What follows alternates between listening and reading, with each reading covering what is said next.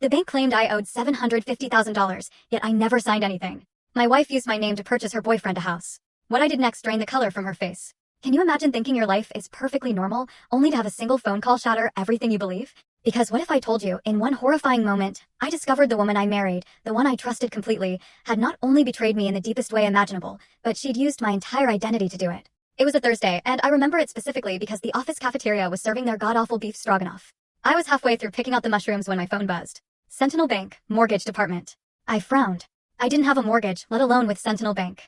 I answered, more out of pure curiosity than actual concern. And then, a sickeningly cheerful voice came on the line. Hello, Mr. Devlin? We're calling regarding your third missed mortgage payment for the Duskwood property. My blood ran cold. Wait, I stammered, trying not to sound rude. I think you have the wrong Marcus Devlin. I don't own a home, I rent. But the woman on the other end, clearly used to borrowers denying everything, just asked for my birth date and the last four of my social. I gave them, still thinking it was some weird error. But when she read my details back to me, perfectly, my stomach just dropped. She offered to resend the statements. Yes, I managed to mutter. Please. To this email. The moment she hung up, I couldn't taste the stroganoff anymore.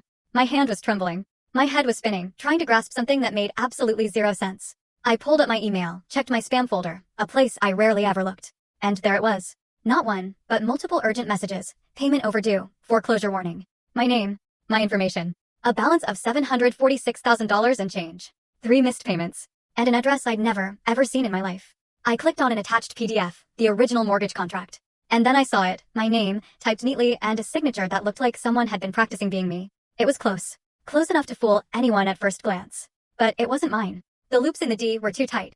The tail of the N slanted upward, like a forced confidence. Someone had tried really hard to forge my name. I leaned back in my chair, my lungs seizing up. This wasn't some clerical error. This wasn't a mistake. Someone had stolen my name, my entire identity, to secure $750,000 in debt. But who?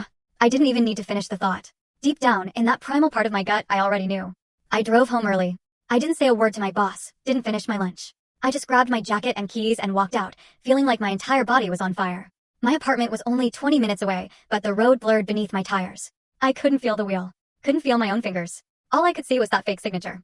All I could hear was that woman's voice, reading my birth date like it belonged to some stranger. When I walked through the door, she was full story on the channel. Link below. Click now and watch what happened next.